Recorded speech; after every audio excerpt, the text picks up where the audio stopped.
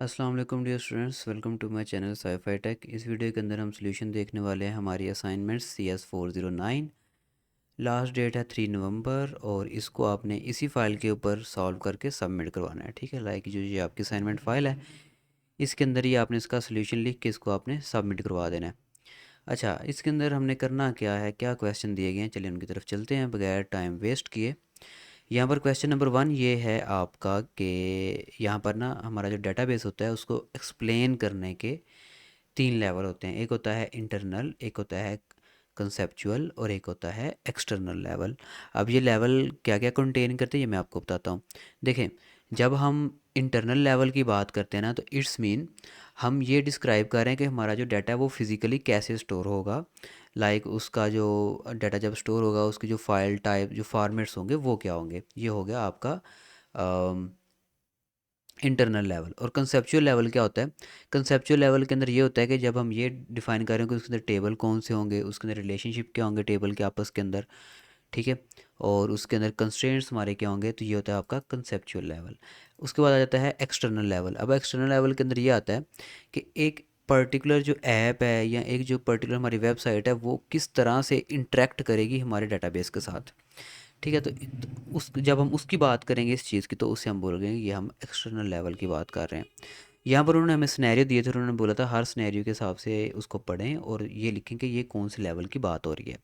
अब यहाँ पर अगर आप देखें तो ये लिखा हुआ है a university's database administrator define how student record course and grade are store in the database included data type relationship and constraint between table. तो मैंने आपको पहले बताया जब रिलेशनशिप की बात हो रही हो तो ये कौन सा लेवल होगा, conceptual.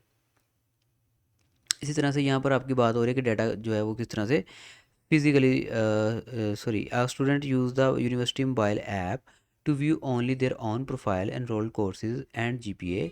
The student cannot see the internal detail of how this data is stored or organized in the database. तो ये मैंने आपको बोला जब ये बात हो रही है कि किस तरह से एक ऐप इंटरेक्ट करेगी हमारे डाटाबेस के साथ तो ये होगा एक्सटर्नल लेवल। उसके बाद जब हम ये यहाँ पर देखेंगे डाटा किस तरह से फिजिकली स्टोर हो रहा है, ठीक है, और यहाँ पर आप देखें physically store on the disk including file structure, तो ये क्या होगा, ये हमारा इंटरनल लेवल होगा।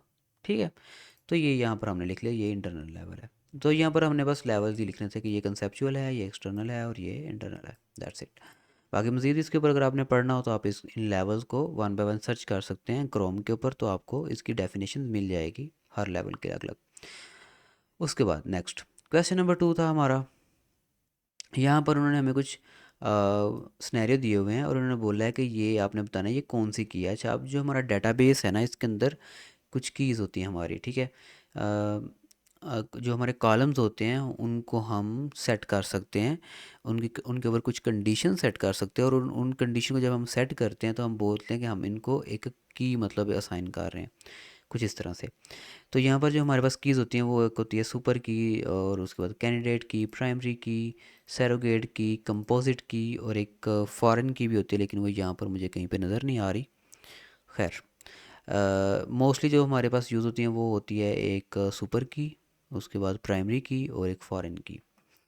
ओके, तो फॉरेन की तो यहाँ पर नज़र नहीं आ रही लेकिन ये जो कीज़ हैं कंपोजिट की या फिर सैरोगेट की, ये फॉरेन की ही एडवांस फॉर्म्स हैं। खैर, इनको भी अगर आप पढ़ना चाहें, स्टडी करना चाहें तो वो आप पढ़ सकते हैं क्रोम के ऊपर वन बाय वन की को सर्च करके डिटेल के साथ, लेकिन अभी शॉर्ट में आपको बता देता हूँ।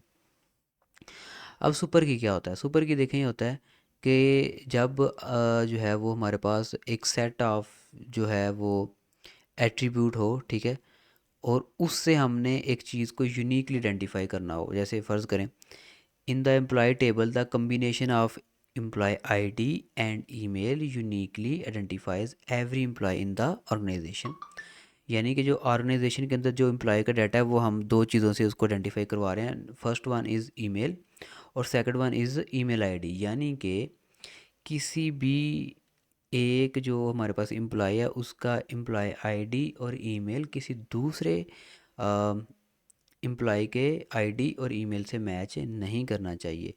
ठीक है, तो इस तरह की जब हम कंडीशन रखेंगे टेबल के कॉलम के ऊपर तो इसको हम बोलेंगे ये हमने क्या सेट कर दिया, सुपर की।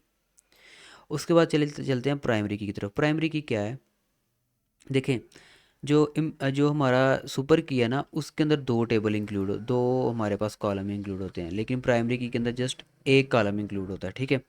Just like your roll number, जैसे क्लास के अंदर रोल नंबर होता है ना स्टूडेंट्स का, वो दूसरे स्टूडेंट से मैच नहीं करता, ठीक है। तो वो आप उसको बोल सकते हैं जी, ये जो रोल नंबर है वो क्या है, वो प्राइमरी की है, दैट्स इट। तो अगर हम उसके ऊपर दो एट्रीब्यूट सेट कर दें तो फिर वो सुपर की हो जाती है। इसी तरह से कैंडिडेट की और सैरोगेट की, यहाँ पर ये सैरोगेट की का यहाँ पर उन्होंने दिया हुआ है सिनेरियो, और ये कंपोजिट की का दिया हुआ है। तो इनको आप डिटेल से जो है वो स्टडी कर सकते हैं और सोल्यूशन को आप वेरीफाई कर सकते हैं। तो यहाँ पर यही बस कीज़ के नेम लिखने थे, कौन कौन सी की दी हुई है, और ऊपर आपने टाइप्स लिखनी थी जो कि मैंने लिख दी हैं। आप इस तरह लिख के इस फाइल को आपने एज इट इज़ सबमिट करवा देना है, दैट्स इट। बहुत शार्ट सी असाइनमेंट थी ये। तो अगर आपको वीडियो पसंद आई उसको लाइक ज़रूर करें, चैनल को सब्सक्राइब करें। और अगर आप कोई भी असाइनमेंट पेड बनाना चाहते हैं या फिर LMS हैंडलिंग, और you want to create your final year project, तो आप मेरे से रब्ता कर सकते हैं।